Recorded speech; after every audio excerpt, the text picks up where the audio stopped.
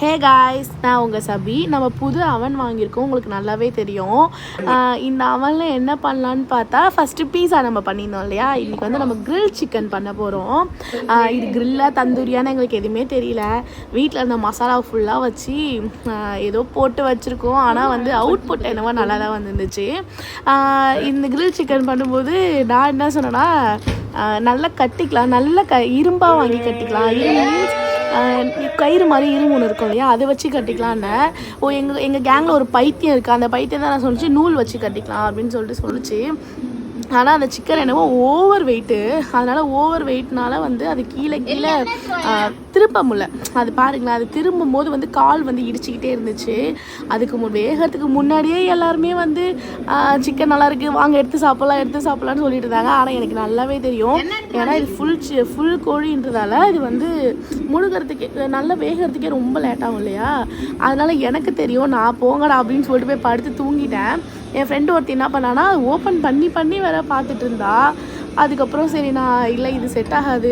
அதுக்கப்புறம் நான் சொன்னேன், இல்லை இது செட் ஆகாது, கொஞ்சம் வெயிட் பண்ணுங்க அப்படின்னு சொல்லிட்டு எல்லாருக்கும் பிரியாணி ஆர்டர் பண்ணிட்டேன். பிரியாணி பண்ணதுக்கப்புறம் எல்லாம் அதை சாப்பிட்டு முடிச்சிட்டாங்க. அப்பயும் இது மேலே உள்ள கிரேஸ் போகவே இல்லை. ஏன்னா இது வந்து ஃபஸ்ட் டைம் இது நாங்கள் செய்கிறோம். அதனால் யாருக்கும் வந்து இந்த கிரேஸ் போகவே இல்லை. இது எப்படா வந்து வேகும், எப்படா சாப்பிட்லான்ற மாதிரி வெயிட் பண்ணிட்டு இருந்தோம். என்ன தான் சமைச்சாலும் ஹோட்டலில் செய்கிற டேஸ்ட்டே வர்றதில்லை, அது ஏன்னு தெரியல. ஆனால் எனக்கு வந்து இந்த சிக்கன் ரொம்ப பிடிச்சிருந்தது. ஃபஸ்ட் டைம் நான் வீட்டில் வந்து நானாக பண்ணது என் ஃப்ரெண்ட்ஸுங்களுக்காக. ஐ ஃபீல் ரொம்ப ஹாப்பியாக இருந்துச்சு. மறக்காமல் நம்ம சேனலை சப்ஸ்கிரைப் பண்ணிக்கோங்க. இது மாதிரி இது இன்ட்ரெஸ்டிங் வீடியோலாம் சொல்ல முடியாது. இது மாதிரி காமெடி வீடியோஸ் எல்லாமே உங்களுக்கு வரும். ஃபன்னியாக சமைக்கிற வீடியோஸ் எல்லாமே உங்களுக்கு இதுக்கப்புறம் வரும். மறக்காமல் நம்ம சேனலை சப்ஸ்கிரைப் பண்ணிக்கோங்க.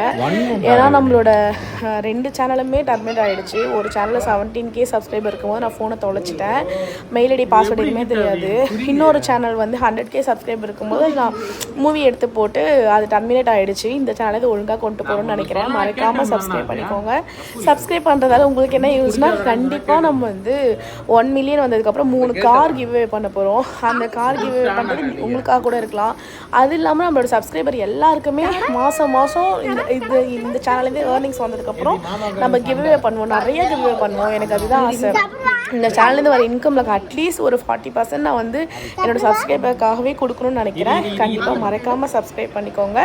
இந்த சிக்கன் எப்படி இருந்ததுன்னா, மேலே லைட்டாக கருகின மாதிரி எனக்கு ஒரு ஃபீல். ஆனால் உள்ளே வந்து சீரியஸ்லி சூப்பராக இருந்துச்சு. ஆனால் ரொம்ப நேரம் மேரினேட் பண்ணோம். ரிக்கி அதுக்காக தான் வெயிட்டிங். வந்து நல்லா மடியில் படுத்துக்கிட்டான். சிக்கன் வந்து நல்லா இருந்துச்சு.